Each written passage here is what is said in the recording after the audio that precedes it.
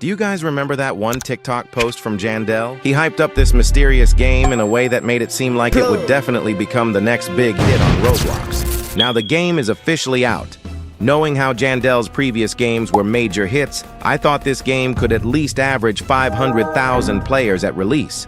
But if we go to Rolemons and check the game charts, the numbers look very low. Maybe that is because Jandel hasn't updated it yet, or maybe because nobody knows about it. However, if we look at the game's description, we can see that they did update it. If we search it up, we can find many YouTubers making videos about it. Yet, if we check the charts again, the game's highest player count wasn't 22 million like Grow a Garden, or even 3 million like Plants vs. Brainrots. It was 10,000 players. I know this game is not Grow a Garden.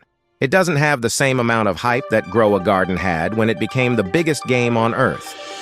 But still, it's owned by Jandel, the mastermind behind the admin abuse mechanic that every popular game now uses to average insane numbers.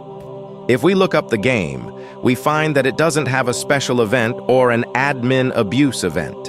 In fact, the game won't receive a major update for another 29 days. This means they aren't focusing on live events every Saturday, probably because many Grow a Garden players are at school and can't play.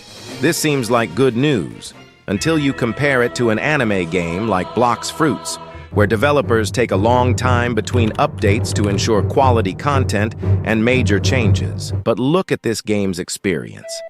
Unlike Grow a Garden, you don't enter with a flashbang. Instead, you get a catchy message saying, "You are the chosen one, the master of brain rots." Once I read that, I thought I would be like the Avatar, ready to master elemental brain rots on an epic journey. Instead, I got a quest to beat 5 brain rots. But to save you guys some brain cells from hearing this AI voice reading their names, I will instead read it myself. It's called Eliso. Asilio. After doing the same generic quest over and over, I got a message saying the rot had awakened within me. It turned me into a water-type brain rot. While this made the leveling experience a lot easier and faster, once you finish the first island, you just buy a boat to travel to the next one. There, you have to do more grinding to reach a specific level that grants you another brain rot. Just to clarify, this is not what you would look like, okay? It's not what you would look like. So, okay, just my head is just like seriously massive and it makes it look stupid, you know? I like it, Kudgy. Then you get another new brain rot. Only this time you get it through lucky blocks that look straight out of Steal a Brain Rot. They did make a slight improvement on the gambling visuals, though. Instead of waiting for one pack to open, you can open them all at once, saving you the stress. I even got 2 legendary brain rots. The first was very fun and powerful,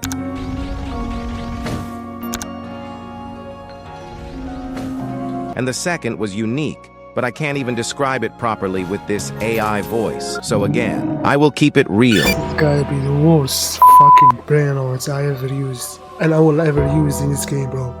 Look at this shit. This guy has been chasing me for fucking 1 hour. He won't stop chasing my ass.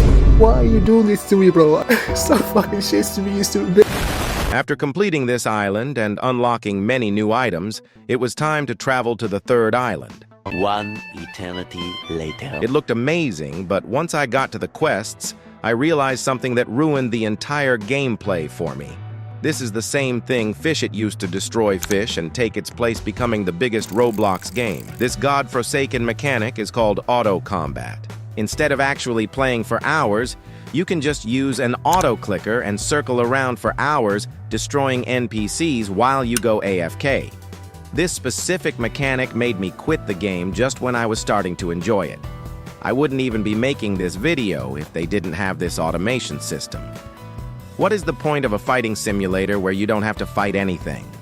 You can stay AFK all night and get easy EXP without any effort, ruining the actual value of the experience. It gives exploiters the opportunity to unlock powerful brain rots easily. The same way exploiters ruined the Grow a Garden economy is the same way this game's brain rot values will lose all meaning. Since it doesn't have admin abuse, but is supposedly cooking major updates monthly like Blox Fruits, this game is doomed to fail. The fact that Jandel made this game, a man who was once very loved by his community, and approved of this, even after the many mistakes he had to fix in Grow a Garden regarding these same issues, is disappointing. It really shows us that all of these games are just a business. It is all for the money. Therefore, my advice to you guys, stop believing in these greedy devs. Play the games you want for fun.